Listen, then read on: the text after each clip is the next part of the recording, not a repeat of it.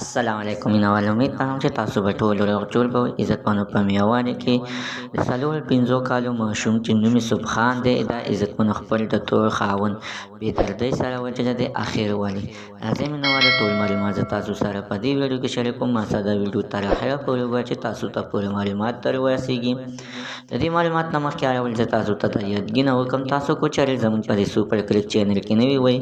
چینل هم نوي سبسکرایب کړئ مهرباني وکړئ تاسو زموږ د سوپر کلیک چینل د سره سبسکرایب کړئ خوا کې سره د ټلې نشان ووهئ چې هر یو نوي معلوماتي ویډیو تاسو ته په اسانۍ باندې در ورسیږي عزتمنو په میوالو کې دا دویمه واقعه چې مخې ته راځي خو دا ډېره افسوسناکه ده چې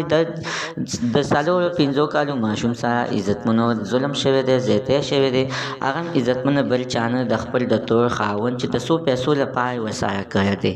عزتمنو ویل کېږي چې دا ماشوم یعنې د یوې هفتې نه د کور نه غیب شوی و او دغه د تور خاوند یعنې وی تښتولی و چې اخر مور او پلار عزتمنو شکیان شول دغه د تور خاوند یې ولا ونیولو او وی ویلې ورته چې دا تا ماشوم اخر کوم خطا بوتلی دی نو دا چې کله عزتمنو ګرفتار شو بیا د هغې نه بعد ټول حقیقت ښکاره کړو او وی ویلې چې او دا ما د څو پیسو دپاره بوتلی خو دلته کې چغې والي دا بیا یعنې ما قتل کړو یعنې ومې وچلو د دغې دپاره که چېرې دا زه پرېږدم نو دا به کور کې خالي وی او زه به یعنې په شرمونو باندې به وبشرمېږم عزتمنو د دغه د څو پیسو دپاره یې بوتلی و او بیا یې هلته کې وجلی د خپلې یارې نه ده چې دا به اوس کور ته لاړ شي او حل به ووایي او بیا به په ما باندې یعنې راپورټ وکړي زه به بیا به جیل ته لاړ شم بیا به زه بیا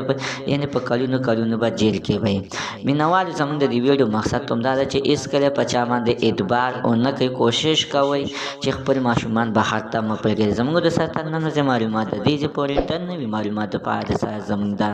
سوپر کلیک چینل د سره سبسکرایب کړئ خوا کې ورسره د ټلې نشان ووهئ چې هر یوه نوي معلوماتي ویډیو تاسو ته په اسانۍ باندې در ورسي